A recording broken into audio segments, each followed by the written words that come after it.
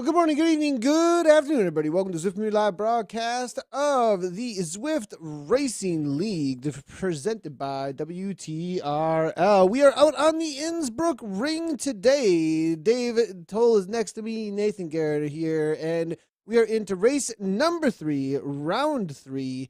Dave, we're covering the men's central and the women's central in EMEA, and we are out on a classic world's course.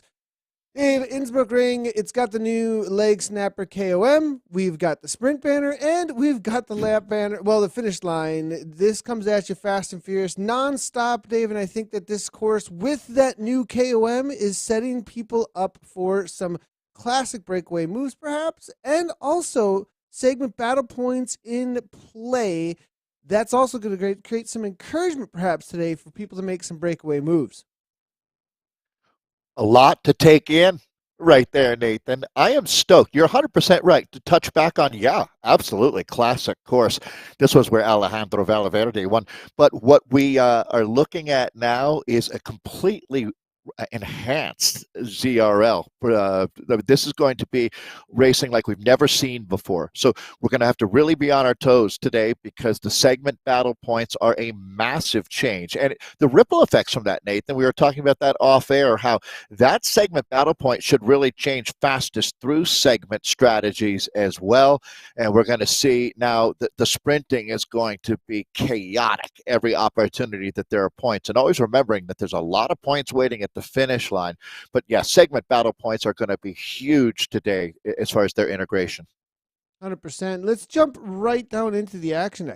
Actually, with the men, they are out on course, and right from the get-go, Dave, we have had attacks taking off. We've got Fumagalli and Team Castelli off the front here. We'll get into where the stands are at because, Dave, I wasn't expecting it. I was going to go back to the replay. So let's catch the live action, actually, as we head right down into Innsbruck Ring. Fumagalli, Team Castelli, presented by Elite here. They are off the front right now. It's going to be Sarnecki on the chase, as you can see. Team Restart is there as well. Paniza, the teammate, actually, of Fumagalli, going off the front. Interesting enough a little bit here. I'm not sure that that's going to go away. With 11 seconds, I could see Fumagalli maybe staying away, but the way that this leg snapper is going to be taken on, Dave, 12 seconds even, not sure that's going to hold things down. Yeah, let's talk quickly about the course, Nathan. So this is Ricardo Panizza that we're with. It's an 8.8 kilometer circuit. They're doing 4 laps out here today. It's actually relatively flat. All in all, there's only a little over 300 meters of climbing during that 35-ish K of racing. The thing is, it comes at you in this really significant 2-kilometer sector. And that's right here, right now, actually, where that sector starts. Because from here through the next 2K, Nathan, this is the leg snapper. It's infamous. It's a race maker. No doubt about it. It's on its own. It's not insane, but when you put it in the context of racing at this level, and believe me, this is the highest level. These are the heavy hitters. And Nathan, here we go. It's going to be Fumagalli right now here on the very, very front. This is an active start from our Italian friends here. The Castelli presented the Castelli team here, and I'm looking at a huge gap. Back to you, Nathan. Look at the efforts from Thrall. Wow, and we've seen 7.7 watts per kilogram currently from Fumagalli. Can he hold on to the line? It's right in front of him. It looks like he is going to do it for the first across the line points here at this point. But look at Thrall coming on through. 12 watts per kilogram. Is he actually going to do it? He will, just barely. But here's Thomas Thrall right to the line. It does look like ZTPZ to pull it. Actually, Dave, he got caught just Unreal. At the line there by Maciek here from ZTPL. Big kick from this is the 6th place team right now, Dave, that ends up coming through and overtaking that attack from Fumagalli. Red alert, absolute carnage out here, Nathan. People the other day were asking me what a Donnybrook is. It's this right here, right now. What an incredible throwdown. They might split this group. So you can see it is a battle of wills, about 30 riders back right now. So no surprise. That's what the leg snapper is all about. They've got 3 more trips up that climb. Nathan, this is what it's all about here. And we're looking at James Barney now to the front. This is the South African rider currently in New Zealand who's getting ready for the World Championships as he's sharpening his pain knife out there. And coming running right by Williamson here. So there's some new names in this league. This league, for all intents and purposes, is the professional standard right now. It really is, Dave. This is the top end of the top end when it comes to esports amongst men at this point at this central EMEA. And Barnes now, as you can see, he was off the front for a moment there looking for the setup. He got a really good rest, it looked like, as they come into this next sprint section. There are points available here, as we do see. Look at all of the arrow power-ups. The open up here from Steinman, I think, who from WLC is maybe going to be able to hold on to this charge through. But here comes ZTPL, though, and maybe it's going to be the Polish team who are showing up on the day here, right to the line between them and Gen X. Dave, things may be turning around on the league here, as I'm not sure that Next and WLC are going to be able to hold on the day. Now, Dave, this has opened up completely. I do want to give a quick reminder to the entirety of, and a shout out, there has been an absolute loss in the community, and you are seeing in the names here that are being written for. Something we definitely want to mention is it may be a little bit confusing to some of those who are seeing here, as a lot of the athletes out here today do have Chris in their name, and we have lost over the last week. The information did drop in all of our messages, and we've seen a lot of posts about it, that we did lose Chris Yip, who passed away, and we definitely see a lot of riders out here riding in remembrance of him and in honor of his name. There's actually a group ride for him this Sunday out on Zwift that has already been organized. We'll start sharing that information out, not only through the broadcast, but through our social medias as well, because we definitely want to honor one of our top esports riders too, out of Canada. So it's really great to see. Actually, look at Hamlet here on the attack here with that in his name, as you can see the representation as he rode for WLC, Dave.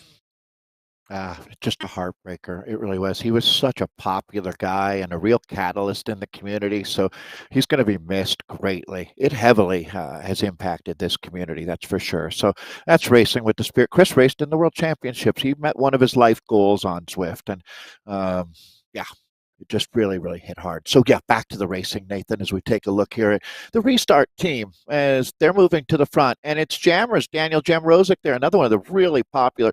Last week I was talking about Coralie Arthur. Well, I think Daniel Jemrosic brings a lot of that same kind of spirit, fun, through his personality, and following him on Instagram. We have an amazing community of folks, just incredible that race in Zero. Christoph Thiem is one of them. There's the German for Rose Beast Mode moving up. They're putting the accelerator down on the floorboard right now, Nathan. As you can see, all of these teams are scrambling to keep riders up in the mix. That really completes basically lap 1 of 4 out here on this super challenging circuit.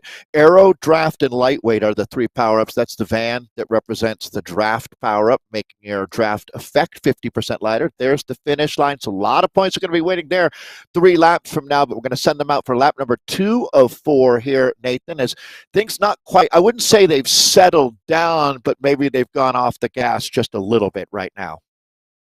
Yeah, it has slowed down just a tad, as the main points out on course are going to be the leg snapper and that sprint. The lap banner, nothing on nothing on the plate here to be grabbing at that point. Now we do see a little bit of an attack, though, perhaps here from ESRT, I think that is. Dave, this is a great moment to actually give it a little bit of a go, to try and sneak off the front. We're not going to see sprints. We're not going to see big watts at this point, but we may see somebody give it a little bit of a go to try and stay away. I agree, Nathan. You really have to zig when they zag, right? And if we all collectively agree that you can't attack here, there's no way that you'll get any kind of gap, that's the moment that you might have a chance to do something. And you can see that's going to be next responding as Zach Nair goes. So Zach Nair, one of the real talents out here in esports racing, and one of the few riders whose mind and body are both operating at 100% all of the time, and Zach Nair has gone. So this is going to be interesting. Next is one of the legendary teams. That's Lucas Anaska that we're looking at here, one of the dangerous Italians here, Ciao Bello. So here we go. It looks like, Nathan, this thing is getting very, very spicy. Exactly what you talked about. You don't anticipate an attack here, which means you should anticipate an attack here. Is that double think? Am I in 1984? Well, I mean, this section here is far enough out from the leg snapper, so I think that you can get a little wiggle room, to work with here. And there's also this right-hand turn in just a moment here out onto that bridge. It is a false flat over the top of the bridge there that goes 1, 2, even 3% at a moment. Now we do see it does get a little bit of space here, but immediate responses because we've seen breakaways on this course, Dave, from these sections, haven't we? Yeah. And, I mean, actually, to tell you the truth, Zach Nair is too dangerous for his own good. When he goes, he's going to get in a response. And teams like ESRT, don't sleep on these guys, mostly Swedish squad. They've got one Dutch rider, Anton, on that team. But, the Polish flag also, we haven't really seen that flag represented as much as I would expect. And that's changed. It really has. More and more Polish riders are making their way into the top end of this sport. I always think Poland kind of deserves a Nation of the Year award, to tell you the truth, for all they've done in supporting the Ukrainians there. They stepped up, and so I'm a big fan of Poland right now, Nathan. Right-hand turn now as we get into this roundabout, Dave. This is the section we were just talking about, heading into the bridge here, Dave. And this section, let's go ahead and take a quick look at this little course profile. There's a little bump in the middle of this here before you do see that leg snapper. That's at that 3-kilometer mark there.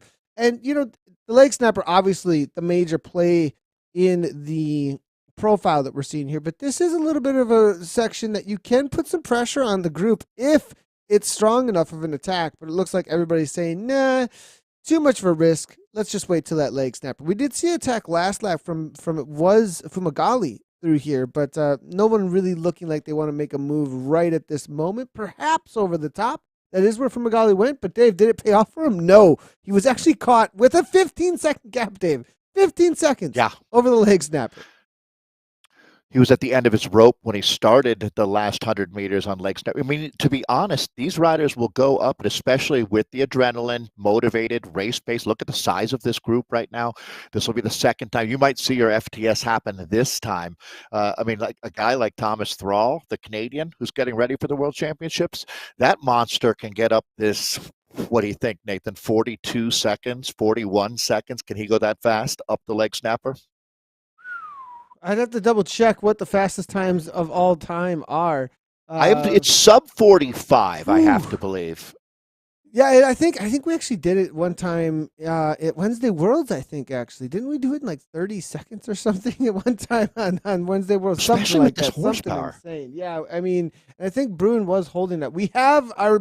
I do see the chat. Thank you so much for the feedback there. Our boards were blank up front, just so everybody knows. I have no idea why, but suddenly they are populated. So we do see the league standings. Let's take a look at this quick, Dave, before we hit the leg snapper.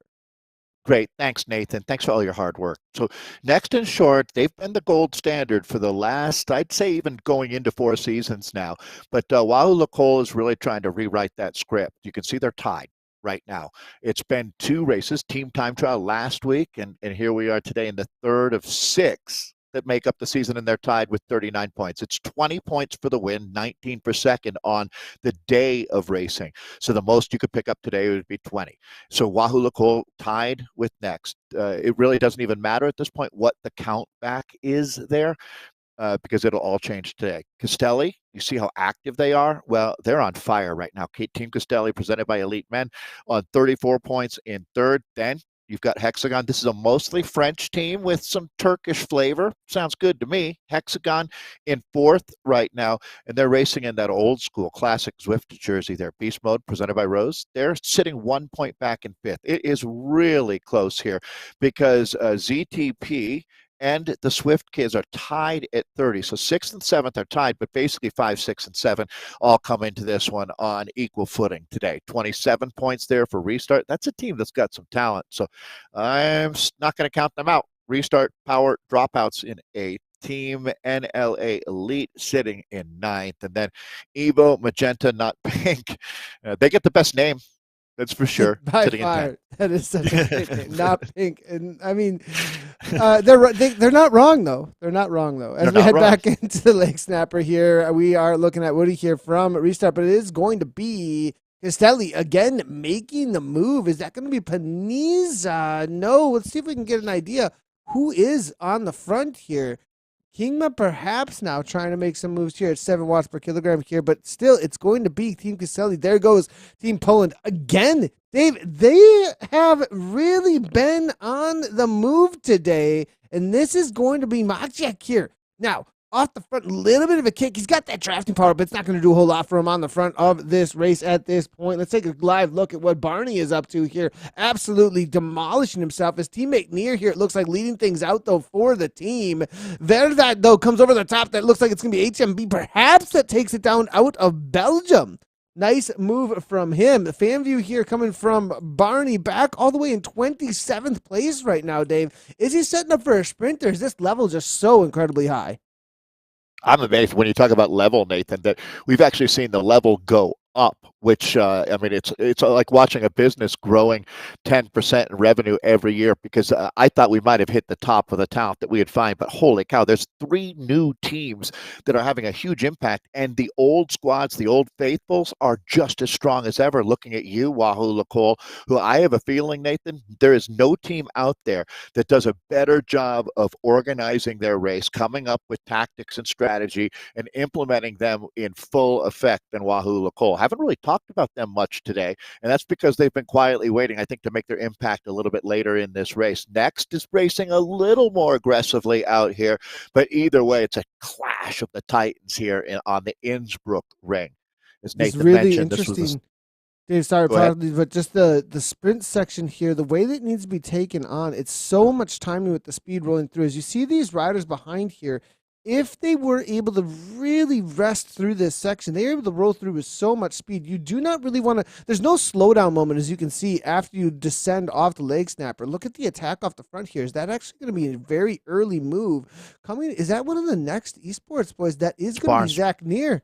Oh, it's Actually Near on the move, and his teammate Barnes, as you can see, but Zanaska here now coming on through at the last moment is going to overtake him, and I think he's just able to take it out, as you can see here. Zanaska, I think, the one who is able to get the goods there, but Barnes was right on the heels. As we saw him there, he actually went for that one. I'm not sure he went for the ones prior, Dave, but that was a good go for Barnes. I think a top 10 for the sprint. It's a nice tactic that Next uses, kind of,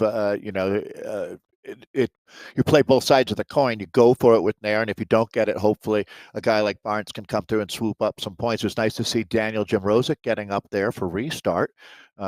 He's in that light green jersey and made a surge there. Now looking for a little bit of a counterattack coming up and over the top here. So you got to really, again, you can't take your eye off the prize at any moment out here with this group. Taking a look at the course profile, if you take a look at the upper right-hand corner, and you can see the current gradients that they are feeling. And there was a downhill they just went through just a moment ago. It was very, very short, little 3%, but it does roll a lot of speed. They do tend to get up to about 50 kilometers per hour through there, and then they hit this little 1%, 2%. You don't even really notice it in the, from looking through the game. You wouldn't necessarily say, "Oh, I'm on a false flat" at this point. You can barely even see it, but look at how much they slowed down from it. 40 kilometers per hour. And if you roll through, as you're seeing, I think that's going to be Jammers, actually. Jam Rosic may be doing exactly what we're talking about off the front here and kicking a little bit through this false flat. You can get a little bit of distance as they bump up to 45 kilometers per hour. Thrall getting right on the wheel here. This is one of the sections I absolutely love to attack on because it's not expected. You can roll some speed and get some free meters at this section. I have a feeling Hamlet is well. We're with Jamrosic. That's going to be Hamlet here, I believe, on the green concept bike. That these guys are really, really swinging hard now with that sledgehammer as the gaps are starting to open up here at the front. I think we figured out who the top 5, but in no particular order here. As this could be some important points. Yeah, as now we have Jamrosic may hold on. Actually, I think everybody's full gas right now. I don't see a surge coming, Nathan. I think Jamrosic gets this. Yeah, I don't know. There's no segment points though at the lap banner. No segment. Ah, points. my bad. My bad. They can go ahead and right. They can go ahead and make a move though, and with 1, 2, 3, 4, 5 off the front here, they've got a little bit of a gap, but I think this is going to be covered. Rose Beast Mode now trying to get involved, actually, I think is what's going on here. And they're starting to get organized, but Nielsen here not pulling. They got to be pulling 6-7 watts per kilogram, and they're not willing to. They think they're going to be caught. That's the thing, Dave, right? The motivation. It's very mental. There's a lot of psychology behind it, a lot of mental motivation that has to continue to be there. Am I being smart? Or am I just being stupid on the front right now? And there's a very fine line of the meters that you have on the group as to whether or not one of those two statements are true. Well, and it's also, yeah, exactly. I can definitely relate. And also, you get the feeling there, a little bit of a test attack, right, Nathan? You surge and see who wants to come with you, and you have to make a very quick assessment of whether this is going to roll or not. So, this is going to be, we've mentioned the one Dutch rider on that ESRT team, and here is Anton right now, rolling through, opening up a little bit. Same thing here, looking to see if anybody wants to come and join, I would think. Yeah, and it has been the Italians, Dave. Zanaska, Absolutely. Fumagalli, they have been the ones that have been, I think, taking the most. I wouldn't say they're the only ones attacking, but so far, they're the only ones that have taken really big, risky moves so far, right? We've seen Near go off the front. We've seen, that's kind of classic Zach Near, but we've seen him off the front for 30 seconds to a minute. We've seen him pull things back in. We've seen him grab a lot of points so far, but I've seen, from the Italians, they have been making these moves where suddenly they're off the front by 10 seconds, and it's like right on that bubble of will this stick, will it not, which means that they're really throwing the gauntlet when it comes to those attacks. But Kingma here, he's got this move solo. No one thinks that he's really someone they want to chase, Dave. And these are the dangerous ones. Now, if somebody tries to go across, the instigation will come, and I think the pack will respond. Yeah, I think that they're trusting in that, Nathan. I love the chutzpah here, though, from Anton Kingma to attack this group. Here's a big talent. One of the riders really a couple seasons ago that I would even call rider of the season, going back a couple of 2 seasons ago. We're into our 9th ZRL season now. The counterattacks are coming. It's getting spicy out there as we're going to be watching for. That's Thomas Thrall, one of the huge talents out here, and that's going to have everybody hitting the panic button back in that group, Nathan. 100%. Now, I am seeing some chatter coming on through here, and I appreciate the update there from Baris, as he is saying that segment battle points may not be in play for this race number 3. So apologies as I did not get the update on that, but if they're not in play, then we will have normal FTS and FAL working out here today. So that may be why we're seeing some of these teams lag a little bit, Dave, as FTS is going to be very strong, especially on that lap number 1 and 2. I think the FTS are going to be the big players, but these last 2 laps coming in here, Dave, I think it's more FAL, and we're going to see a lot more aggression. Well, there you go. Apologize for not having that information because that's huge.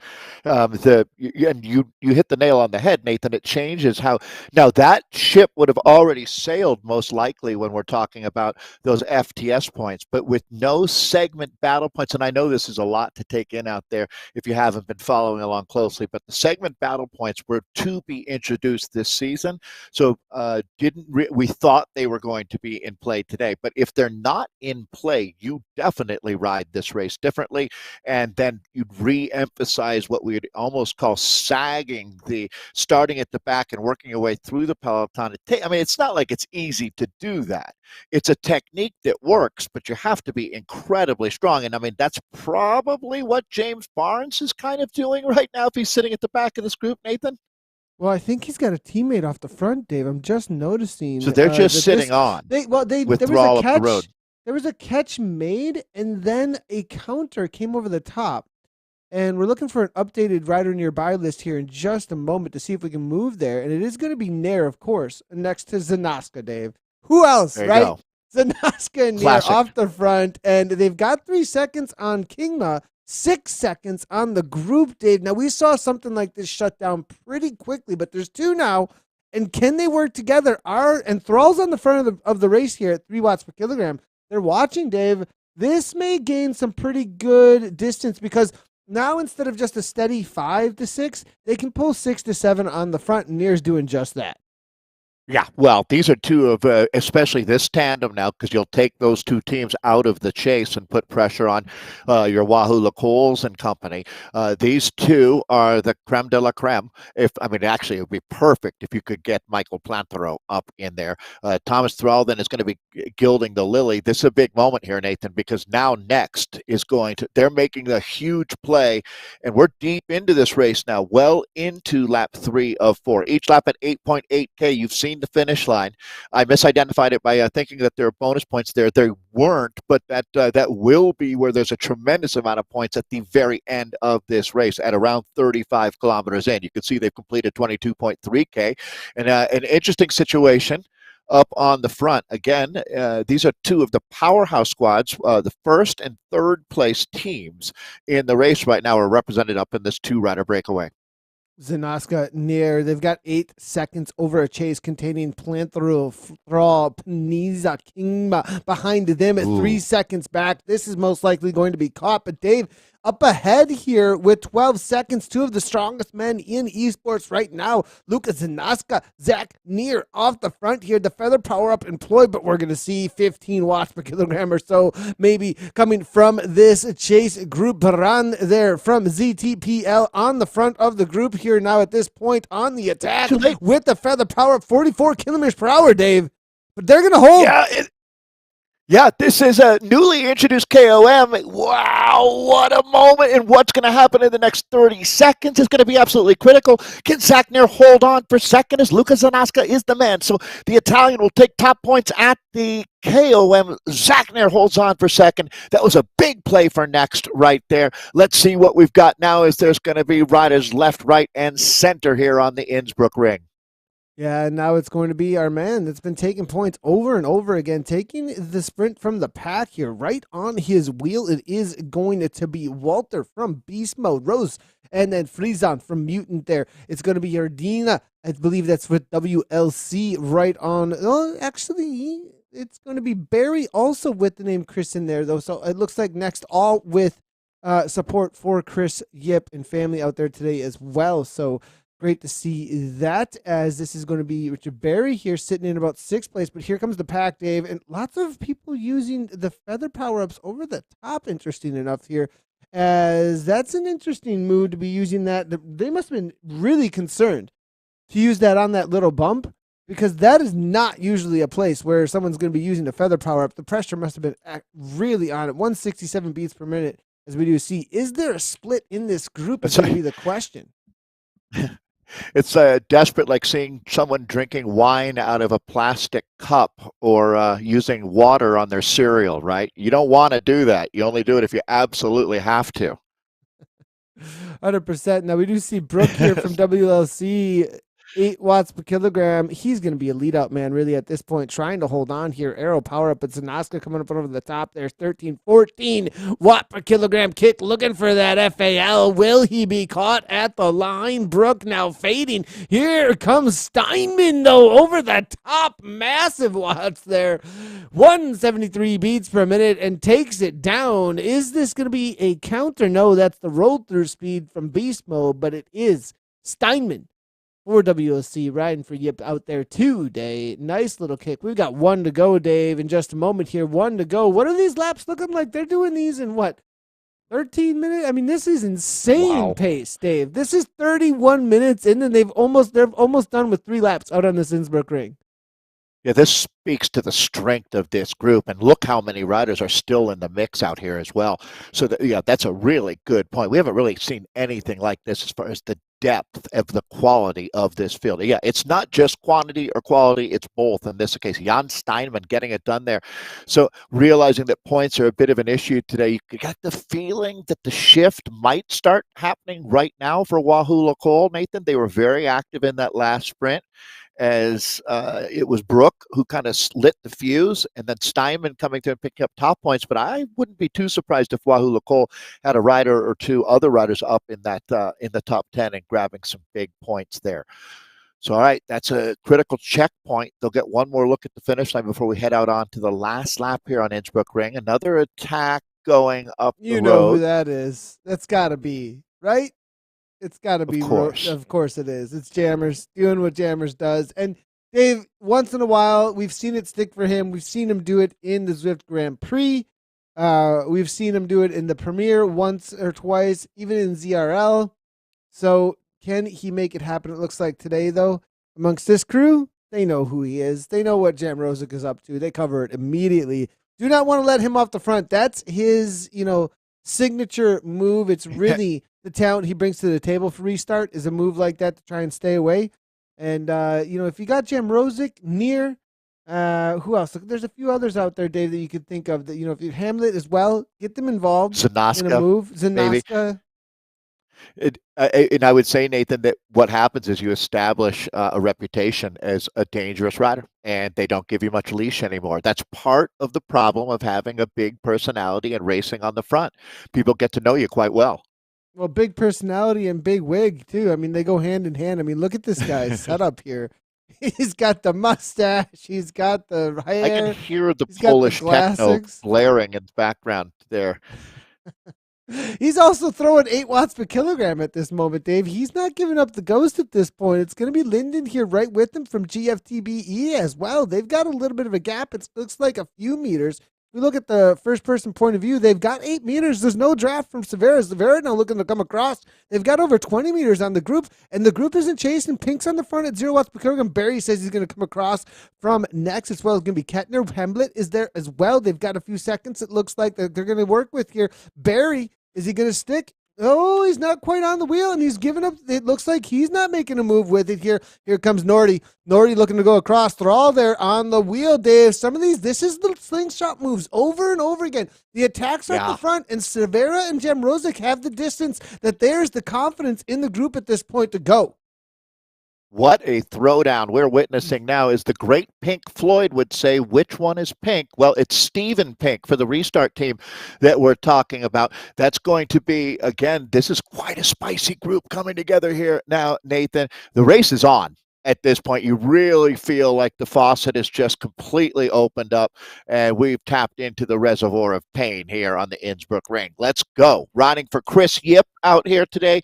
Chris would love it knowing how the huge impact he had on so many of us here. So great job, everybody. Chris Yip's spirit lives on today. Look at this near 100%. I'm absolutely loving what is happening here as the breaks are trying to happen. It's everybody. And I get this feeling that today here in the riding in remembrance here of Chris, that these teams that are just want something to stick. They're throwing caution to the wind a little bit here, I feel like. And Jam Rosick here continuing on. Kingston, Budge here coming across. And look at the separation, Dave. There's so much pain in this field right now to come across. Because you put a group like this off the front with a couple of seconds, you know that this is going to go. And you have to get involved. And that's why you continue to see these moves from the front of the pack. This looks like a herd of spooked wild horses on the plains, right? They are just galloping, everybody fully digging in at this point. We're down to, let's call it 7K of racing. There is a decisive sector coming up in just a moment. This, Nathan, is your classic OSS. Only the strong survive this time. I don't know that that whole group behind there, what you'd almost call the peloton, the chasing peloton here, is that group is going to be shattered here in the next couple of minutes. They've been flat out flying. I mean, full tilt boogie today, and this might be a selection that we're looking at coming together right now. And how about another new-ish name, Kingston Budge out here, Nathan, really having an impact on this race. Late, I anticipated we'd see Wahoo Lacole, and the cavalry has arrived. And here we go, Dave, with this little bit of a break, these couple of seconds that they've had, and the ability then with enough people in there to give some rest before they actually hit this section, and then hitting this false flat at 6-7 watts per kilogram. This is going to even extend, I think. This is going to be a launch pad, actually, from right here to go out from this main group. If anybody wants to get involved, it is now, because they can see that they've got the distance. Dave, yeah. It's not big at this point, Dave, but the fact that they're starting this 2% at this point with this kind of a distance, unless this pack really responds, I think they may get it. And it looks like Kettner, though, says, look, I think this is going. He's going across.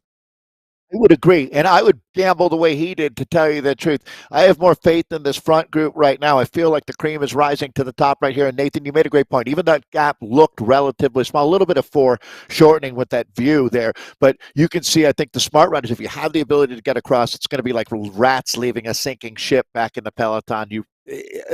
I have a feeling that they're running out of energy back there, and the impetus goes up to this group that we're picking up right now. It's certainly a lot more than just Daniel Jemrosic. Michael Plantero is sitting in. It looks like he's going to move up and start taking pulls. If these guys start rotating, there's Severa up there. Fumagalli is in the group. Zach Nair, of course, has made it. Wow, Nathan, this is going to be interesting. They might actually bring this back together. Which Tom Thrall is there? Are they just canceling each other out right now in that front group? Well, there's some chatter. Jam Rosick Jammers wasn't happy. He said it out loud. He said, next isn't working here. Next responds, asking, well, should we? Oh, man. The games are starting to play out in front of us here as there's a whole lot of chatter here on the course. Dave, head games. So classic, so classic, especially when you get into a road race situation. Who's going to work? You going to work? I'm going to work? No, just why should I work? You do the work. Everybody's out for the win out here today. I love it. They're speaking with their legs. They're chirping as well with the lips here at this point, but it's going to be restart off the front again. And who's this? Pink now making a move with Plantero going to. Yeah, one of the things I love about racing is it's human nature, whether you're racing in real life or on Zwift in esports. The same principles apply when you're in a breakaway, in a group, with the chase, trying to get others to do work, not eating off of your plate until you've helped them finish theirs, all of these things. And here we go. Michael Plantero, I had a feeling he was going to be a part of the storyline here in the last lap. And there he is in the orange jersey, so the Frenchman getting up onto the wheel here of Stephen Pink. So look at the gap, Nathan. It's actually quite impressive right now. Even though it's only 5 seconds, that's a big 5 seconds here. Yeah, will they? I'm not sure they can be able to hold on. We saw the 12 seconds close down pretty quickly, but will they have the same kind of power and speed over the top here? But of course, the front group, the front two here, will also have fatigue in the legs. Plantero now throwing this feather power up. And Dave, this is the kind of rider that he doesn't have the punch. He's a pure climber, really, but he does have these, steady. As you can see, 9 watts, 10 watts per kilogram. He can kick pretty well, but he's light. He's got the ability. If we were on those mountains off in the background, Dave, he would be the most dangerous man in the field, perhaps. But in and amongst these really punchy riders, he wants this little bit of a distance, and really, I think he wants to get away. He does not want a main pack sprint. He does want to try and get the distance to grab these points, and he will do just that for the Hexagon crew. Thrall here is going to come on through for second. Maxic is going to hold on for third there. Right behind him, it's going to be Friesen and Walter 4. Beast mode presented by Rose. But now Plantero here, he's hoping that this sticks a little bit more, but I'm not sure that we're going to get any kind of... Wow, Dave, well, perhaps we might see this shed down to 30 or 40 riders at this point. It was 50 to 60 the last couple times through as we head in to the final sprints, though it's going to have the sprint banner and the finish line up for grabs. Last few kilometers of racing out here for our Europe, Middle East, and Africa men. It's been spicy all day, but the depth and the quality of this field hasn't really allowed as much of a selection as we've seen in the past. It really does make sense. You can see a bunch of the lightweight power-ups being thrown there. As Nathan mentioned, that's really out of desperation, or better now than never, because they're just holding on to a tough group as the speeds start to ramp up here in the final couple K. A lot of points waiting at the finish line here. Yeah, and here we go. It's going to ramp on up. There's going to be one more sprint for the green banner here in just a moment, and there's a lot of points on the line here for the FAL. Most likely not FTS any longer. Where's our man Barney out here? I did just see him from Next Esports. He had a really solid kick here last time through. And we'll get some live shots here to see what this looks like for a sprint to the line. Barnes now, I think he may not go for this one because he likes a good finish line sprint. We are seeing off the front there. It is going to be WLC. I think Hamlet's going to try and take this one down, and I think Hamlet's going to do just that. There's not quite as much impetus, I think, as much motivation for this one. Actually, Next Esports, I think, are going to take that one down, as I am seeing green up there ahead. But we're sticking it with Barney here, Dave, and the reason being, he's using this drafting power up. Look at where he's positioned. I'm going to try. I'm staying in here because I think he wants to win out here today. His teammate just went off the front here, taking down some speed, taking some points there for that sprint. But the big points are at the finish line, Dave, and he's the man that knows how to finish. Yeah, I hate to tip their plan here. But Nathan, I think you're 100% correct. What you're looking at now, this is a great in-cam look at James Barnes. He's down in New Zealand racing now. He won 3 rounds in the Premier League, the original format of Premier League, basically running. This guy is a natural born killer. It's hard to believe when you look at him. One of the nicest guys we've ever met in esports as well. But man, when push comes to shove, James Barnes is a monster. There's no question. Look at him starting a position now, Nathan. This is a guy who's all in for the win. You nailed it with that call. Yeah, and as you see here, we hit this little 1% uphill grade, and we're going to start seeing moves, and there goes Hexagon. Hexagon making a move there off the front. Is it going to stick? I think that, I have a feeling Next is going to cover that perhaps. And Plantero, it's going to be Plantero. And that's what I was talking about, Dave. That's one rider who could stick. He could stay away. Barney looks like he's getting a little bit anxious here. Nobody making a move. Will Next be able to close this down here? Plantero here's got a few seconds. Is it going to stick here at this point? Next now sitting in pretty. But, Dave, this might go. This is the moment where you have to trust in your team. He is in that 20-second moment where he can't panic. Stay with James Barnes here, Nathan. This is fantastic to look because he's not freaking out, but he's starting to ramp up. And here we go. This is the beginning of the end. Let's see if it paid off. Did he use the right strategy? Nathan, they have entered the launch code. It's been approved. We're coming in hot. 982 watts. Barney trying to close it down, but it's going to be, I think Plantero has stuck to the plan. Here it comes. Michael Plantero right to the line, but no, it looks like it's going to be over the top. Skalski here. Plantero held, maybe. Oh, man, right to the line there. Barney there, I think, for third or fourth, but man, wow. Dave, Skalski across the line. That was very, very well-timed move, though, by Plantero, who I believe took that down. A year ago, that James Barnes finish would have demolished the field. Nowadays, it might get him a top 5, and it shows you how competitive it is out here. Michael Plantero, that's got to be the biggest win of his career in esports, I would say.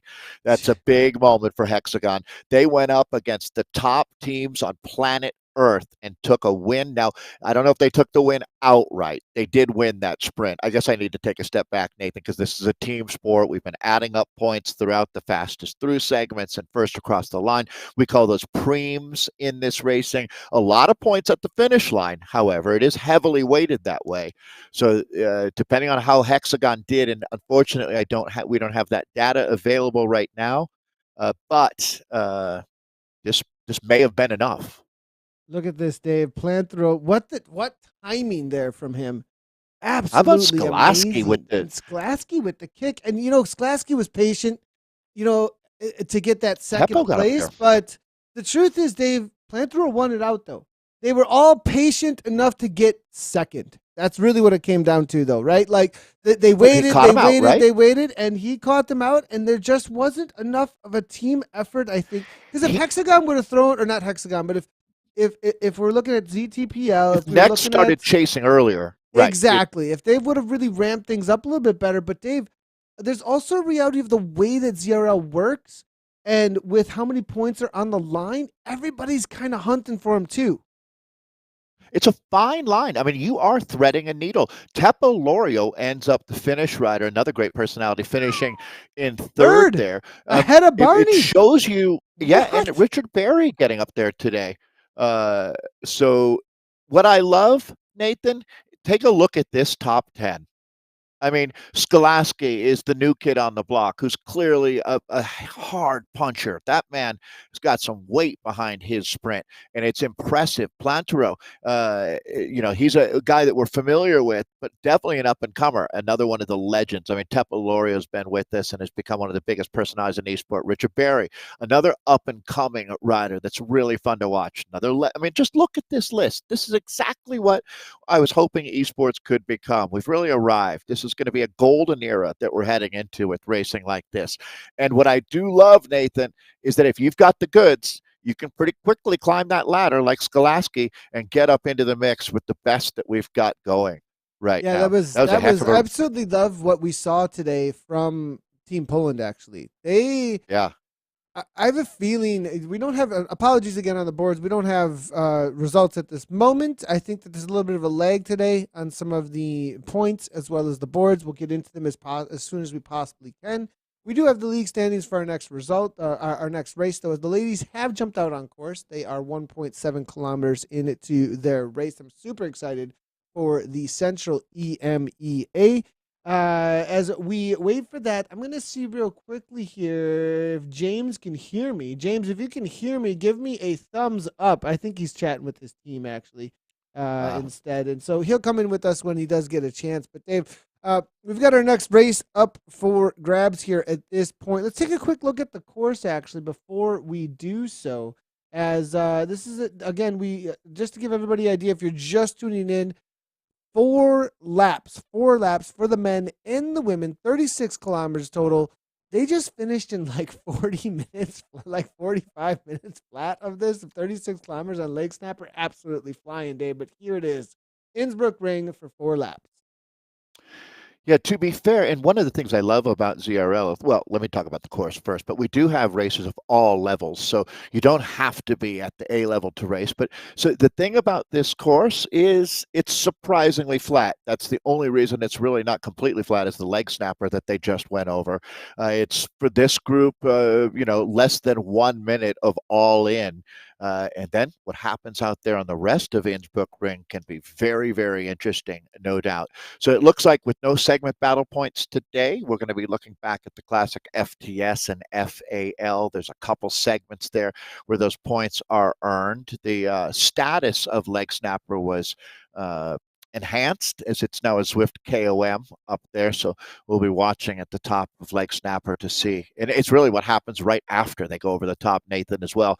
That's so interesting on this course. Fantastic course for racing. World Championship course. If you're just joining us, there's an American Olympian that Nathan has found as our introductory rider here as they've spawned and are now racing. That's Ariel Verhaeren there.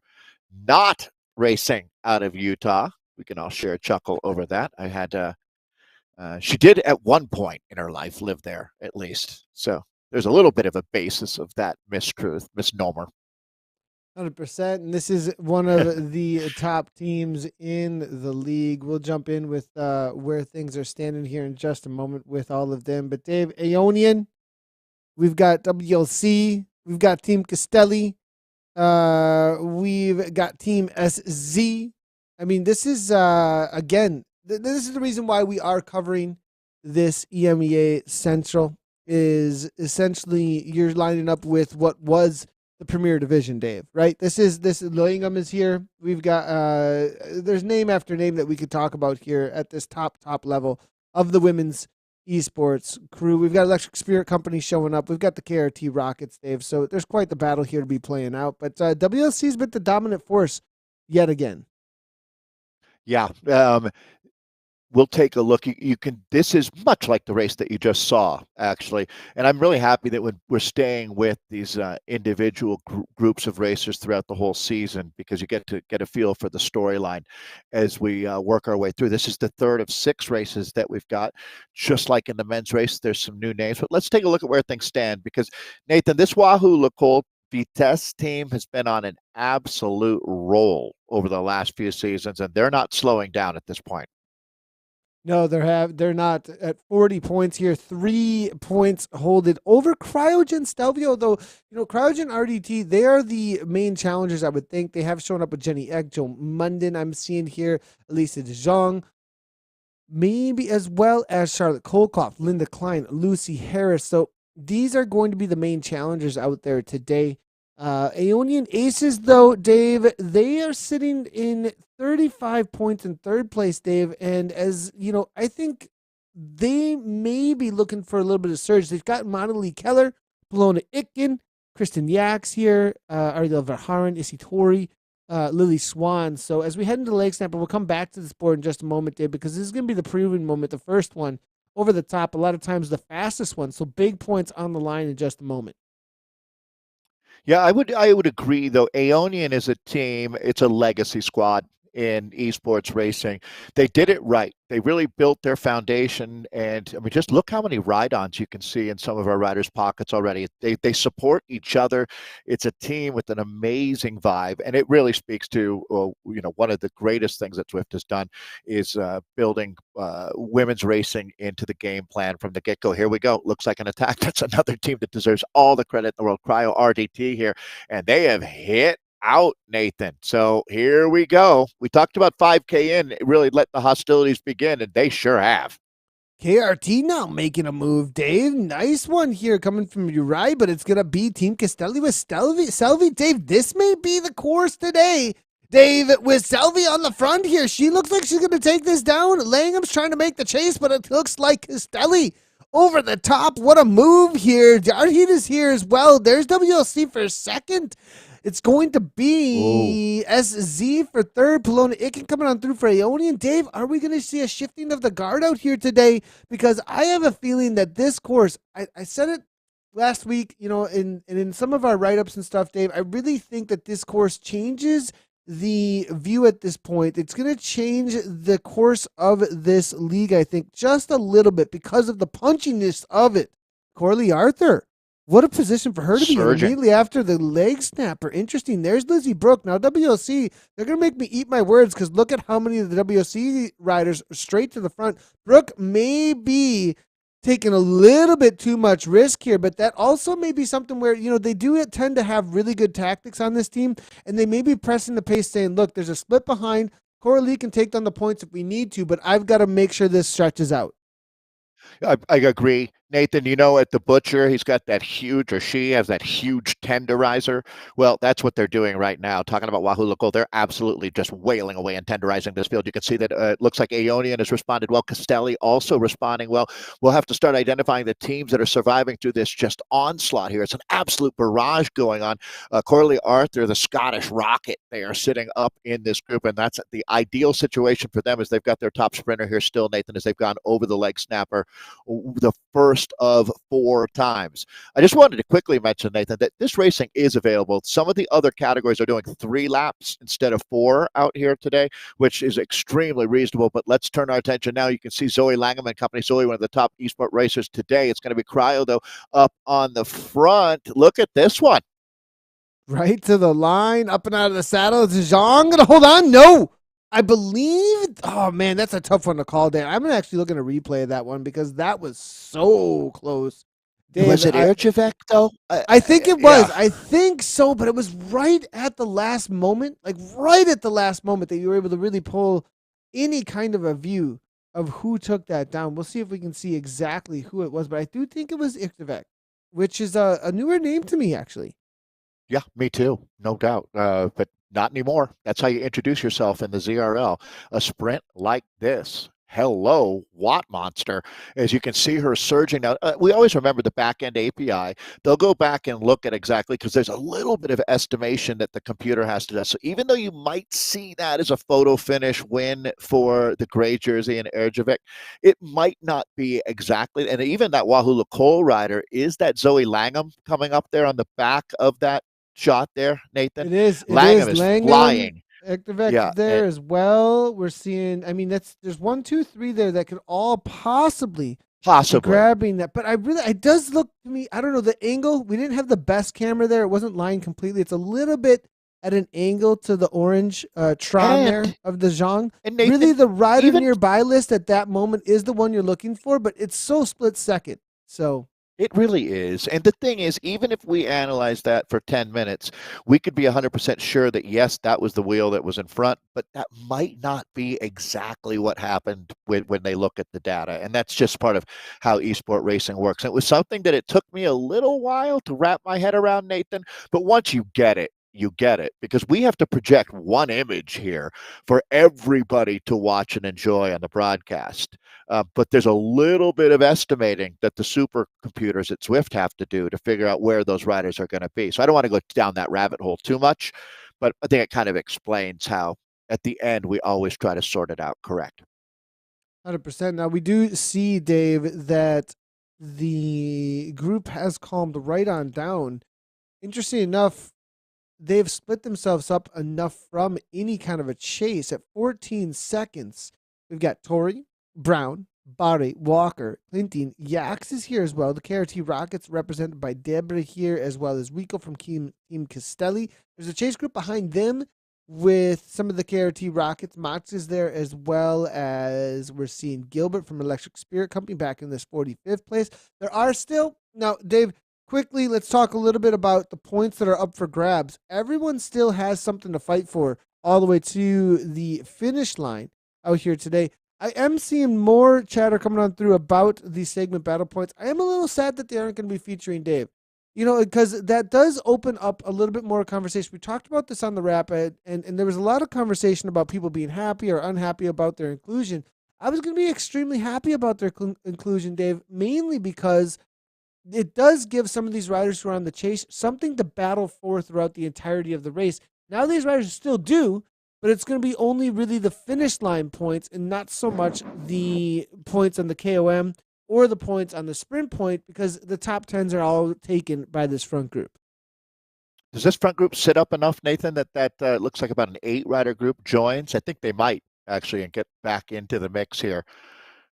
Yeah, good maybe call. Not quite 8, I'm a little surprised, actually, that they were able to come back that quickly. So it looks like they've really sat up. I thought that was gone. Yeah. They closed 14 seconds. They're literally riding through. Like, that group that was chasing has just attacked the front group now. It completely reversed the order of this race. I mean, that was just roll through. I get it. But their chase, Nathan, was even more than they needed to rejoin. Isn't that funny? They worked extremely hard. Dave, 14 seconds when I went back to them.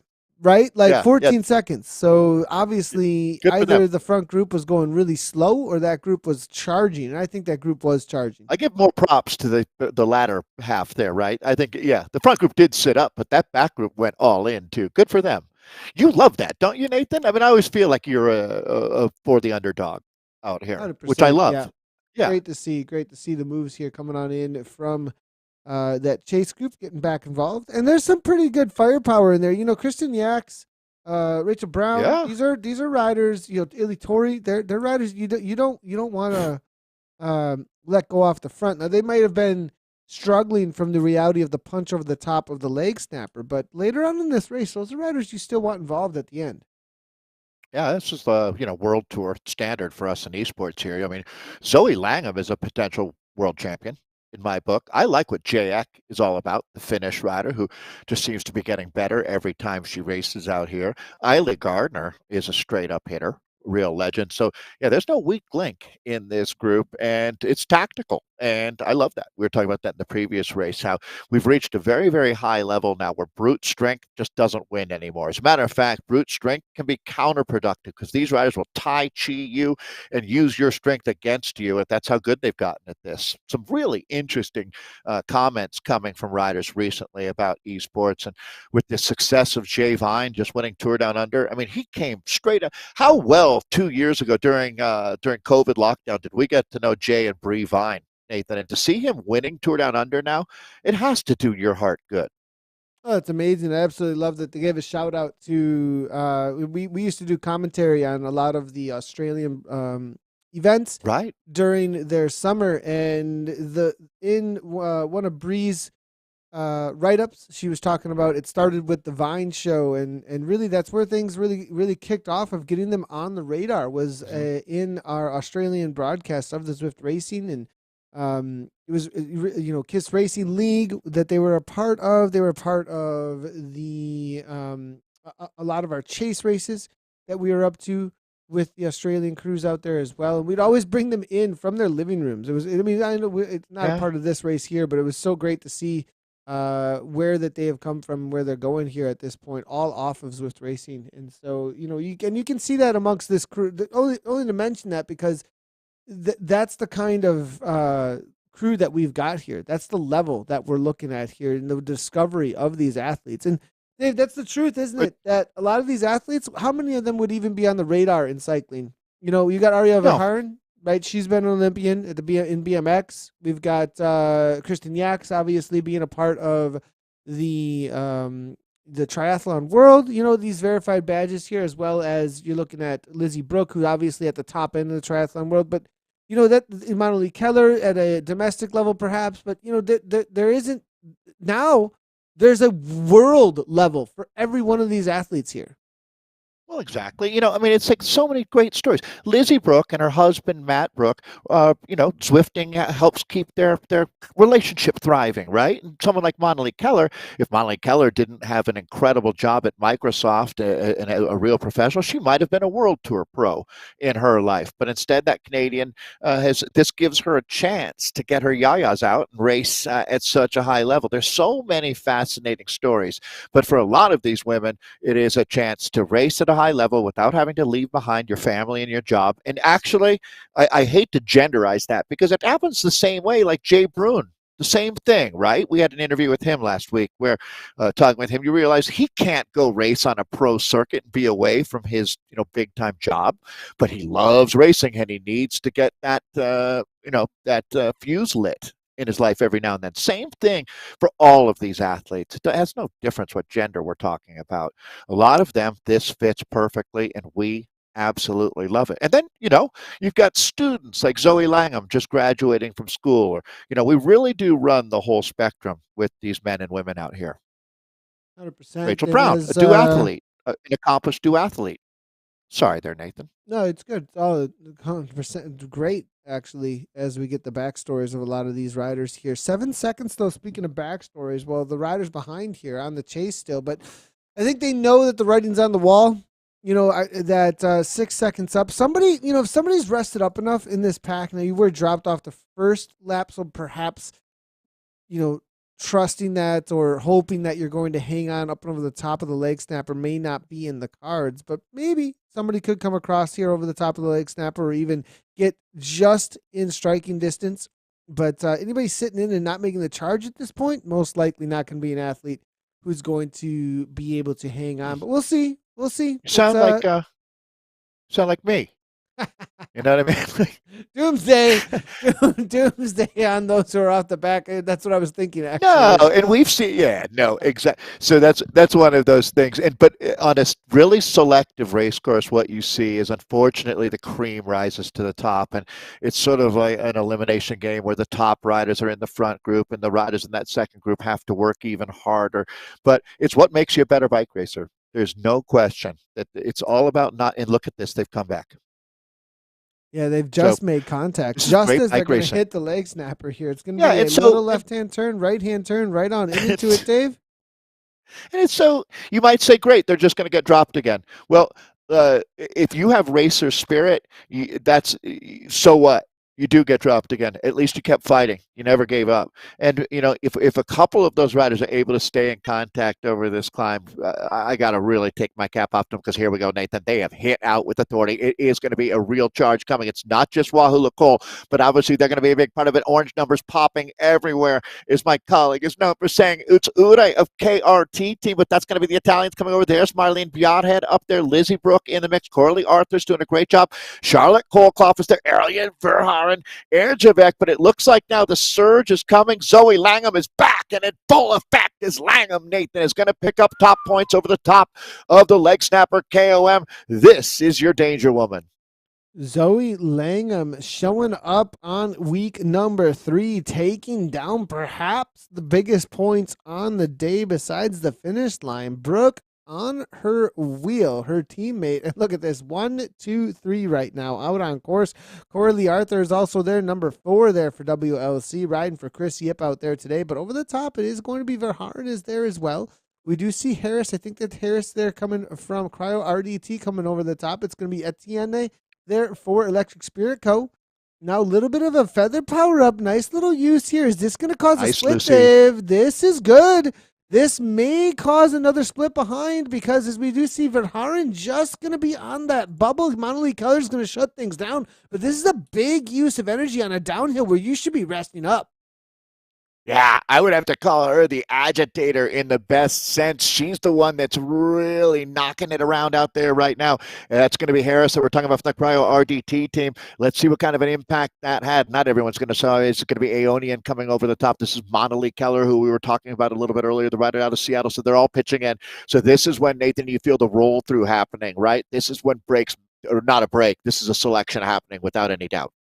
Yeah, and you do see the sprint's going to open up, Dave, and right behind here, there's this group that's about to make contact, but they need to do it right now because these ladies are going to be all in with the gallop here. Right on through, though, this is a nice little roll through here, actually coming from Cryo RDT. Coldcloth actually making contact and then maybe rolling right on through them. No, it's going to be Munden. Joe Munden, but here comes. Is that going to be Polona Icken now 9.6 watts per kilogram, trying to hold on to that speed that she rolled on through to it. Zoe Langham, is she going to go double up? No, Dave Langham goes one over the top of the leg snapper, two over the top of the sprint point here. Langham is on fire. Looking at my calendar, the World Championships are about 5 weeks away. Look who's coming into form in perfect time. Zoe Langham just firing on all cylinders here as we can take a moment to recognize that that's going to be the Swedish rider Bjarthed up near the front as just kind of taking some inventory in this front group. Aeonian has a couple riders because, Nathan, we always have to remember it's not a classic bike race. This is about teams because you can see that Toyota Cryo has got 4 riders in this group. I don't see any other team outside of Wahoo with 4. Yeah, they got 5 in this group, actually. Yeah, there's talking about Toyota Cryo. Again, a very dominant position here for both WLC and Cryo RDT, and they are the 2 leaders here at this point in the series. Aeonian, it looks like they've been able to put 1, 2, 3 riders in here. Illy Gardner. Now, Dave, this is where it happens. When you've got the numbers and you're on a course like this, we're going to see it over and over again. Of Gardner now making the move. It looks like Harmsen there from the Roca Corba team getting involved. Good to see them getting out here, Dave, and making a little bit of a flagship for that new team, Roca Corba Collective. Now, at the end of here, now getting involved from Electric Experience. I'm loving to see that these teams here, a little bit lower down the leaderboard, getting involved in a break. Yeah, for Harmsen, that's huge. It's great to see that South African flag. We always appreciate that up there. And that's founded by Ashley Moulman-Pasio, the former eSport world champion. But here we go. It's going to be Saint-Étienne over the top. That's going to be Electric Spirit Co. So we're looking at now. This is where Wahoo, Nathan, really drives the nail home. They use their tactics to the fullest of effects. And I love seeing right now Tepa Lorio in the chat cheering on this team. The men and the women really support each other, and that's part of the secret sauce that they've got at Wahoo Lacole. So let's see, though. No one stays on top forever. It's one thing to become queen of the hill. It's another thing to stay there. And there's no doubt that Wahoo Lacole, the team in light blue and purple, have been the dominant squad in this division. But Toyota Cryo is making a big statement out here today. Let's see what they can pull off as this one now getting deeper into the race, into the middle part now. And we've made a pretty big selection, Nathan. Yeah, we have. And as you can see here, it's going to be, I think, the final selection as we take a look behind. 14 seconds again, Dave, but at 3.8 watts per kilogram, I'm not sure that the chase is on quite as hard as what we saw last time around. That might be it. Yeah, I don't know that they can come back again. They kind of so no points this time too, but that is the finish line in a couple of laps. They'll be sprinting there for the biggest points distribution we have at the finish line. Nathan, right there, those riders are just using that power up, getting the full advantage of the draft, but they know that they're going to reload the power up here. Yeah, 100%. So maybe just getting might as well use it. Yeah, right. Getting a little bit of a reprieve as best as they possibly can. Most likely is what's micro happening break. There. Yeah, they're bringing it back to 10 seconds, and it has calmed down ahead. Interesting enough, Clinton here now looking. Look, she says, "Forget this. You're not working." She kicks a solid 5 watts per kilogram, throws down the arrow power up, and is looking to go across. Dave, she may make this juncture. At the front here, nobody working. Look at how this is, Dave. Spread across the road. Nobody really making this difficult. So I think they're going to do it again. It's funny. I hope they do. It reminds me of my racing days, Nathan, back in the Gruppetto when one of the rules of thumb was don't attack the Gruppetto. If we're all back here riding in this chase group, just work together, for God's sake. Don't start attacking each other, or then we never have a chance. That's what the experienced riders would say. And that kind of reminds me a little bit of that, attacking out of the Gruppetto. They would have appreciated if she could have just kept working, and they're going to come back. So good for them. This is the 3rd time, basically, that this group, it's been a different cast of characters slightly each time, but the 3rd time through that sector that they've basically come back or completely come back and rolled through because they're chasing so hard. Very, very interesting dynamic, isn't it? It is, and it goes to show you what this course is all about, doesn't it, Dave? That this back end here, Yeah, it does. Good and point. this is why we see the attacks through here sometimes, is because it's going to calm down, and that maybe you can get some distance while everyone thinks about the leg snapper. Everyone thinks about the So sprint afterwards, and they know that all the fireworks are there, so you can get a little bit of distance and maybe then work in a way that it's not insanity power off the front. It's not this big sprint off the front, but you can get that steady engine going to try and get some time. And we haven't seen it stick, but we've seen the attempts, but maybe not so much in this women's race. They're playing things a little bit, would we say, smarter or conservative? both, I think. And I mean, with the way the points are distributed here, Nathan, being 22nd place matters at times. That can be the difference in the placing for your team on that day or even in the overall. I mean, I hate to be so trite as to say every point matters, but at times it does. And so that's one of the things that we see is that never give up spirit. And that's part of what WTRL has tried really to bring to Zwift Racing League is making it interesting and making every racer feel valued and like their effort matters to the team. That's what segment battle points, I think, honestly, is about, is giving every rider a chance to contribute. And I mean, it's not quite that simple, but in a lot of ways it is. We want everyone to feel valued in their racing out here and not just as they're being pack fodder. And so, but a course like this, it's so honest. It's like, look, it's a 1 minute to 45-second to 1 minute effort going up this leg snapper. Only so many riders, Nathan, have a 1 minute power profile that allows you to stay in that front group. And it looks like today there's about 2/3 of these women can do it. But the last time over, I estimate it'll be about 15 women that make that front group, maybe 20 women make that front group. What's one of the things that's been impressive to me is the way it's not like Coralie Arthur's hanging on today. She's riding from the front. This is an impressive ride from Coralie. Yeah, I'd have to agree with that. Actually, this has been very interesting from Coralie. She seems to have a lot of form right now, Dave. And Yeah. I have a feeling, when it comes to a pure kick, we haven't seen her able to take down the mid sprints, but will she be somebody looking for a finish line? And will she have the power to go up against even her teammate? I mean, Zoe Langham, though, can you And her go past teammate her has today? been, though. So, yeah, right. I mean, Zoe Langham is just unstoppable, Nathan, at this point.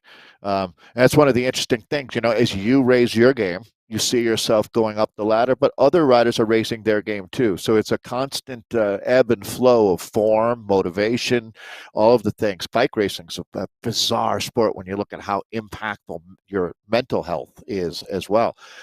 One thing's for sure, I might have to get a dunk tank and dunk myself into freezing cold water before every broadcast, lower me down into an ice tank, Nathan, because it looks like it makes you a better performer.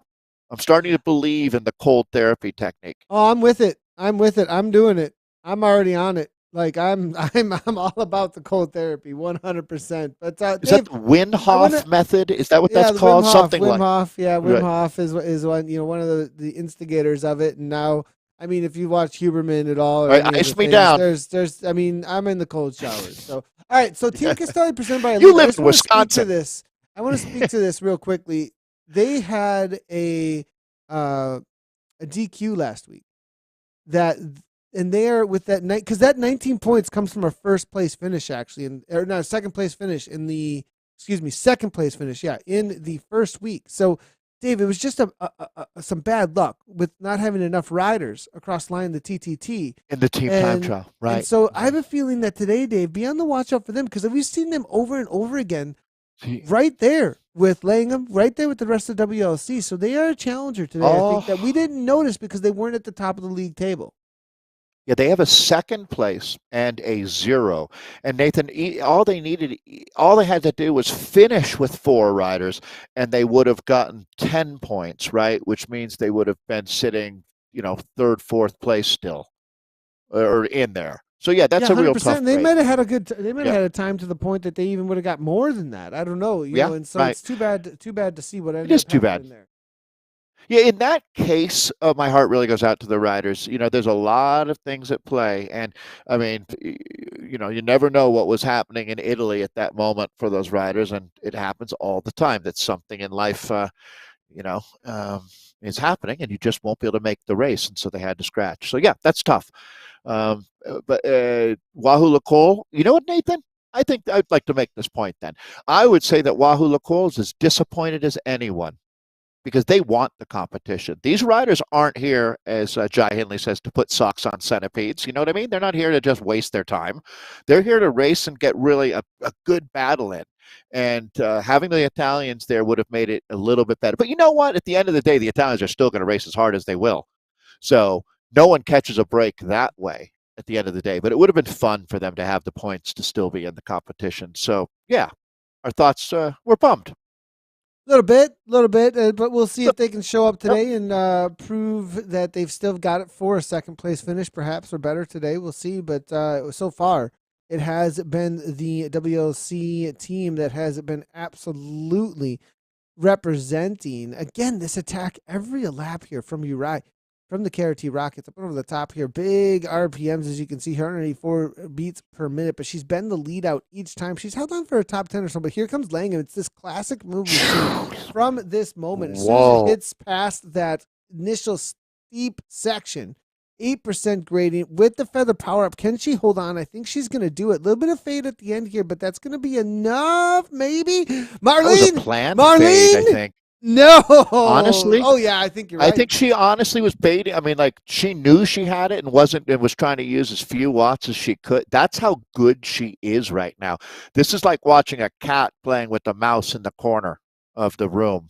Zoe Langham is clearly at another level right now. Very cool to see.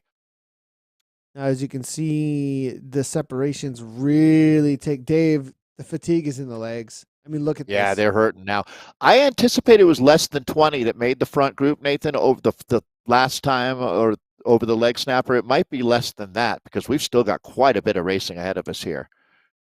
Yeah, and as you can see, there is another group just getting back on terms here. So there will be about 20 to 30 riders. But this and on the last lap, though, Dave, there's going to be a lot more instigation. There'll be a lot more motivation to make this stick right now with another lap and a half to go or so. Not so much, especially with the sprint point about to come up. A lot of points on the line here. Kelly, Cookies on the front here, 4.3 watts per kilogram. Looks like that's going to be off the back to Jean trying to get back on terms as well as Edqvist, but it's about to open up. Will Langham take it 2 for 2 in just a moment here? Boy, well, I mean, it almost means 4 for 4, right? I believe that would be her fourth in a row at this point, which is it's becoming stunning how good her form has become over the last couple of weeks as you take a look at Brandfoot back on the front. Wahoo Lacole doing what they do here.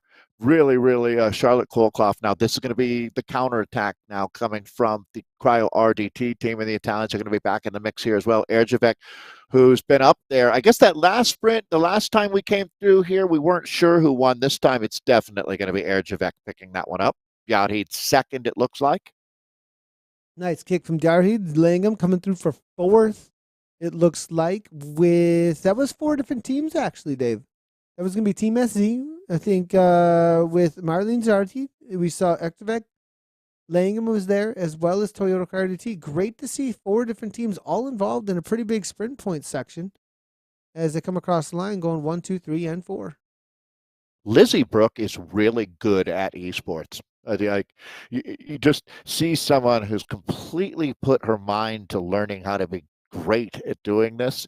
And sure, she's a great athlete, world-class triathlete, but boy, when you see, if you just want to watch one rider and see exactly how to use your power-ups and how to position yourself in the group, Lizzie is a really good example of that.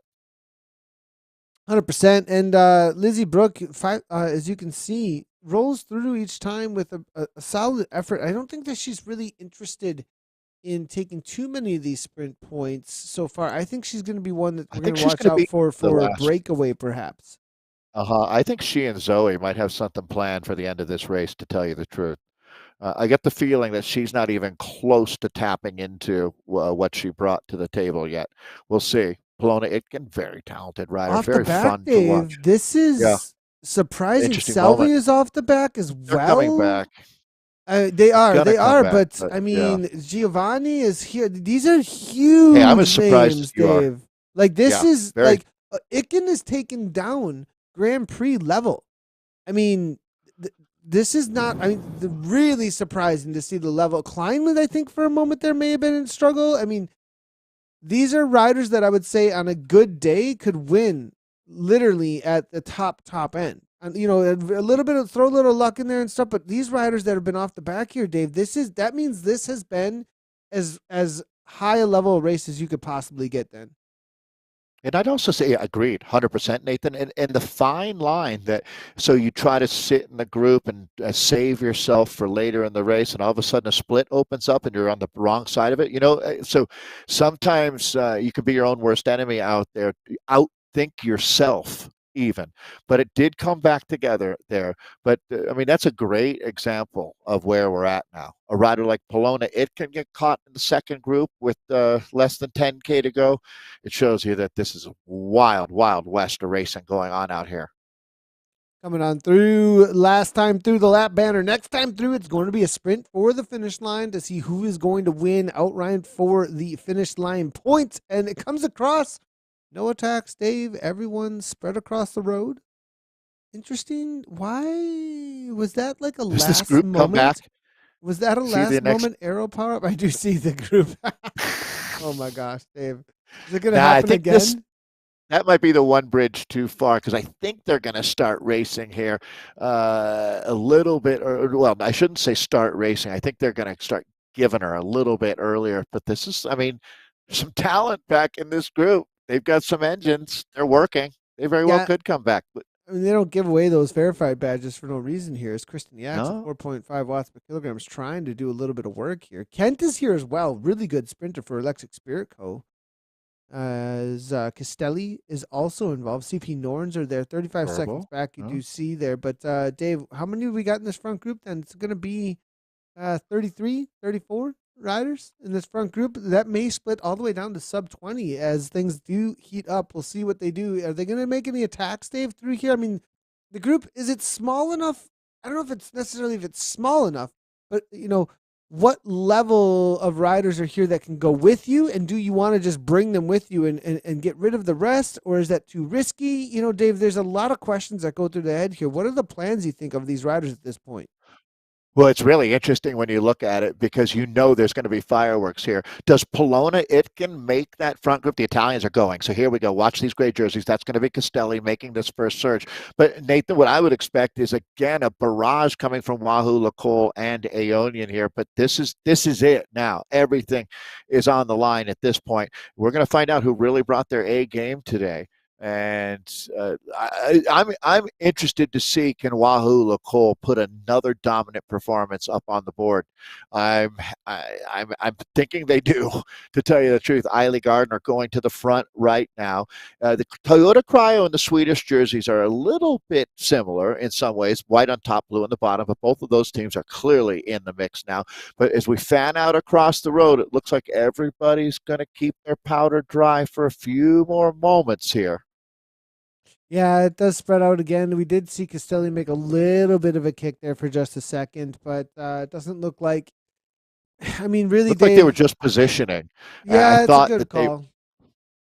I thought they were going to go actually and try to take this one from the front, but I can understand why they didn't either. That more likely to backfire on you. Speak to the fatigue as well right now at this point. I mean, you're already 3 times over the leg snap or a sprint as well. There may be a little trepidation as to whether or not there's anything, but if they're hurting, if you're hurting, they're hurting, right, Dave? I mean, if there's that kind of reality as well that, but you're watching those sprints go and wondering, if you can challenge again and seeing the kind of power some of these other riders are throwing down, going neck and neck with you at the same time, you're thinking, okay, they can probably match whatever I'm going to give here at this point. So let's just save it up for the leg snap. It looks like that's what they're going to be thinking right now. A little bit of a right-hand turn as we head back onto the bridge section here. Oh, look at this. There it is. That's a good little cornering there, Dave.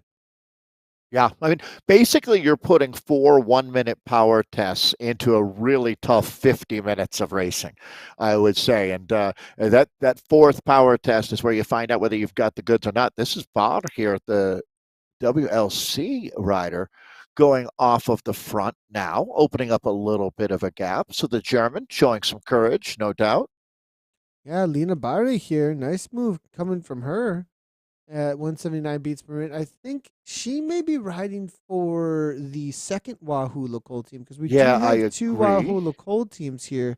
And this may be a rider here for Locole This is Etoile Etoiles de de Velo. Vela. Yeah, and I think Mhm. because they use that other jersey, the Black Wahoo kit, to identify them versus uh the in-game Pink and bluish blue. pink, Yep. yeah, kit. A little bit difference there, as you can see. But Bari here, she's got a good 7-second gap, Dave. This is a good move. School of Bikes. Sounds like a cool school. The UCI has that. That's where Maud LaRue goes. The School of Bikes. All right. So this gap is extended out. Quite impressive here. That's a lot of heart. Looks like we're back with the chasing group now, refusing to throw in the towel. Yeah, interesting that we suddenly found ourselves back there with them. That was like I don't know if like Bari's like avatar suddenly. I've never seen that before while producing. Actually, that well, I've seen it like maybe a year, 2 years ago, but suddenly we just jumped to the chasing group, and they were the only ones on course. That was interesting to see there. But Bari here now, 4.7. She's got 13 seconds, Dave. Nobody's chasing. This could This be is really outright win. impressive. And I have to say that, so I haven't heard of her before, the German rider, Bari, but now I have. And just doing this at this point in the race, Nathan is someone who's really been around esports quite a bit. What she has done here, even if it might not be the perfect tactical move, or maybe it will be. I've been wrong more than I'm right, that's for sure. But one thing is undisputable is this is really, really hard to do. Opening up a 15-second gap on a group like that by yourself, you're a strong, strong woman. And there's no doubt you've got a future in esport racing. And she's continuing to carry on here. We're down to less than 5K of racing, a significant feature coming up. But noted, this is a strong rider. Very strong. 100%. And I have heard of her. I've seen her in a couple of the races before. Definitely a name that's been, you know, showing up Popping up here and more. there, popping up. Yeah. And out of all of the, she was the quickest responder for some of our features actually when it came to this season. So the WLC was asking for some of the photos and some information, and Barry was the quick, like boom, like got. So that was like that's one reason why I know exactly who she is, because she brought back her information and photo right off the bat actually. So big shout out to Alina, as she was on top of it. She's on top of it now with almost 20 seconds to Dave. She might win this outright. This is a really Doesn't she good have a move. Yeah, I would agree. This is now this is your attention-getting moment here. Her avatar is sharp here as well. It's business time on the front of this bike races. She's got that Tron bike. She's done her work. I'm gonna have to do a little research here, but this is how you introduce yourself to the big time, because this is the strongest, highest level of racing that we've got here on the Innsbruck Ring. Final lap underway, down to about 4K of racing, as she has really taken the bike by the handlebars. Here, I was going to say the bull by the horns, but she's got that. Those are bull horn handlebars. So she's on top of it now. This gap is going to start coming down. Is this enough? Well, maybe not to win. Maybe it Ooh, might not yeah, be enough because to pick up the KOM. Lizzie Brooke is on 10 seconds back on a little bit of an attack here. We'll see if she can hold on. Her teammates here as well coming on through. I think she's going to hold on to the KOM, though. I think it's right there. Oh, Dave, it's so close. She's fading 5.8 watts per kilogram. She is a triathlete, Dave, She's so going to she get it, doesn't have though. that kick that we're seeing coming from Zoe Langham here at 8 watts per kilogram. Dave, it's right to the line. Oh, my gosh. Does it, Dave? Does it just barely? Just barely. I mean, that was the catch is made meters, just a couple meters over the top here. But here we go. She's got 3 riders to work with here, and she's got an engine on her. That's for sure. Well, and let's see where the chips have scattered now back behind, as this is going to be it. We're full tilt boogie now. We've got one more sprint point and then the finish of this race. Zoe Langham has collected the lioness's share of points out here today. I would think that she's the top point getter not just on her team, but on any of the squads. But it does matter what the other riders on your team is doing. Harmson has had an incredible ride today. And there goes the Roca Corba rider. Nathan, late race attack here. It's spicy. Yeah, Roca Corba over the top there with Harmson. We've seen her do it time and again so far, especially through these sections. She likes to attack actually on the downhills, it seemed, which doesn't always win you the most distance or, but she does get herself into 64 kilometers per hour, a little bit of a super tuck here. Now, she's got some speed to work with, but this is going to be some roll through coming from behind here of this main pack. She's going to have to just hold on, actually. Here comes, is that going to be Keller on the counter? No, that's just roll through speed, as you can see. Verhaaren's still here. Aeonian's still got a lot of representation. They could take this one outright if they've been sitting in and waiting for their moment for a finish line sprint, rather than putting a lot of effort into these sprint points in the middle of the race. Rather, making their way toward that finish line might be what these two Aeonian riders are thinking.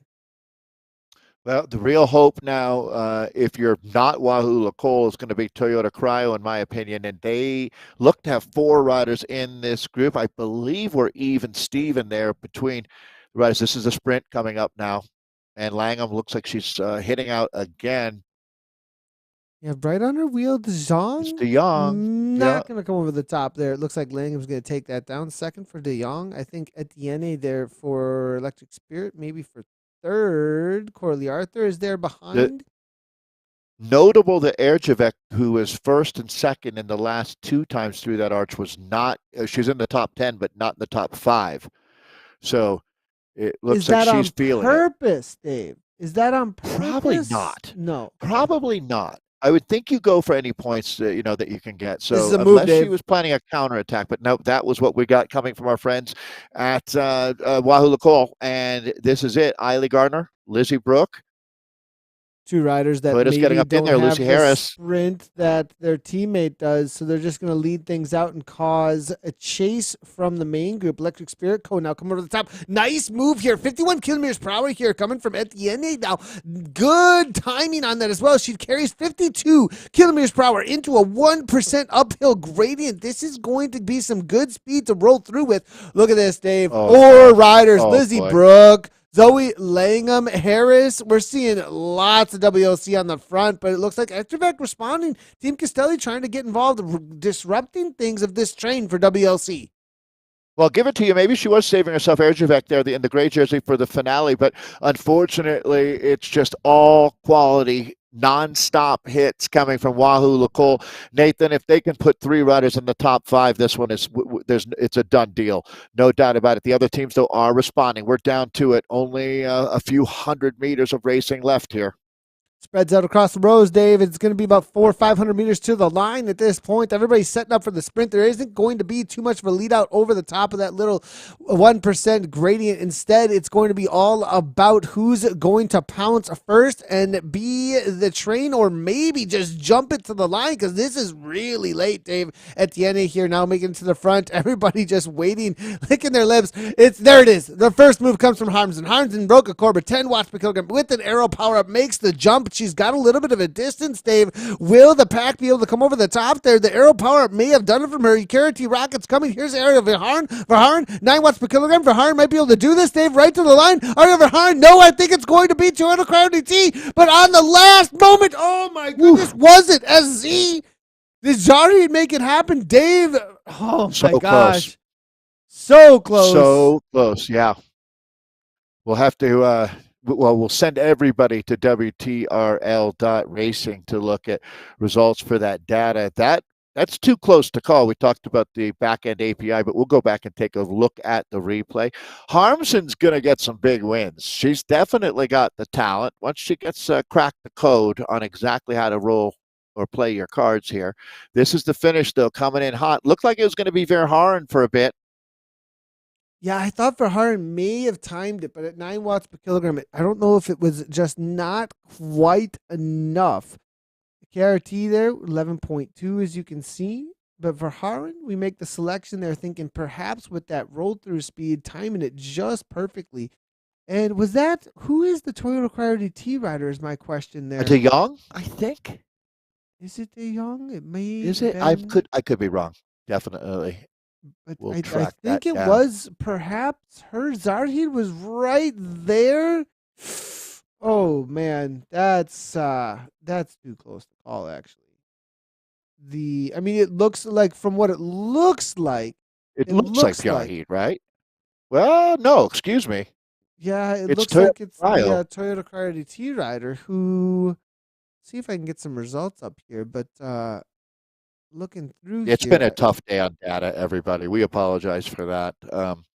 The yeah, I think the you're Lisa Gremlins De kicked Jong. in. It might have been De Jong out of the Netherlands. I think that's the only That rider was out of the my Netherlands guess. for them. Unfortunately, So Toyota Cryo RDT takes up so much of the Chiron space that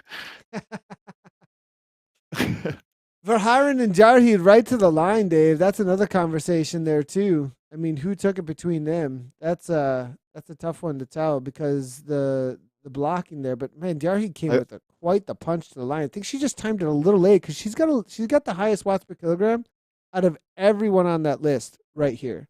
So it may have been just a timing thing, leaving a little bit on the out on course when it comes to the sprint being timed there with one still having 11 watts per kilogram across the line. one thing for sure with Lizzie Brooke getting up there, I see Langham and Corley Arthur.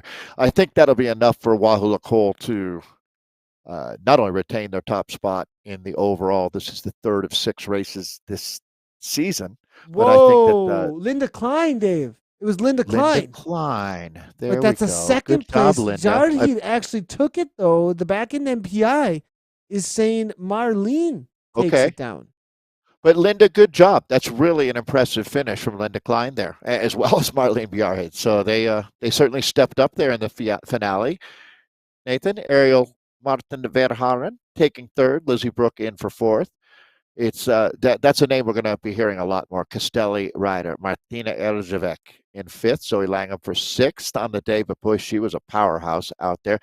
Got to respect. That's the San Remo flag, if I remember correctly, for Kurai Uma in seventh for the KRT Rockets. That's a real talent that we're identifying this season. Rika Harmsen Pretorius is the Roca Corba rider that impressed us so much today in eighth place. Coralie Arthur, good to see you back in the top 10, Coralie. Ninth place for her. And then the Canadian stalwart, Monali Keller, back in Seattle there, Brayonian with the top 10. That's the top 10 in the race. There were a lot of points out there, however. All the teams will be looking to see how many they were able to bring together as a unit, and that'll be our top team on the day that wins the 20 points to go with that 19 for second as we move through the middle part of our season. 100%. And we do not have our segment points out there today. Apologies on that. But at least we were able to get some results. I'm happy to see that we were able to bring those in. Dave, Innsbruck Ring, it was an absolute battle so far. I think Wahoo Cole may have pulled that off on points and segment points out there. But at the end of the day, Marlene Jarheed, she is coming on strong right now, Dave. And if I'm not mistaken, I'm taking a look at the lists here for Worlds. Is she going to be representing at the Worlds? I would be really surprised if she was not. And 100%. with the kind of power I see her throwing down at the key moments there, Dave, up against some of the top riders, and then Verhaeren also right to the line there. All these athletes here, obviously at their top level. The call out there for Zoe Langham mid race, though, I think she threw out a lot down to win it, for Wahoo Cole out there. I want to give a shout out as well to Team Castelli. I mean, they obviously had a little bit of a rough time last week with the TTT, and I think they showed up this week, and they also may have challenged Dave. This women's central, though, WSC have been a dominant force, but I think there's going to be a little bit of juggling around of the spots here, David. There was a lot of different teams representing for those second, third, fourth, fifth spots today. Can you imagine, Nathan, the cross pollination of viewership between the race we have coming up tonight, the America's East women, and these women?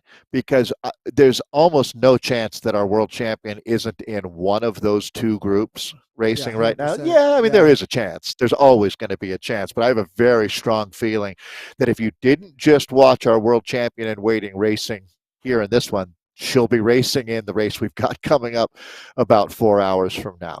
It's an incredible time for esports. I mean, Zwift is just on fire right now. There's no question. So much fun.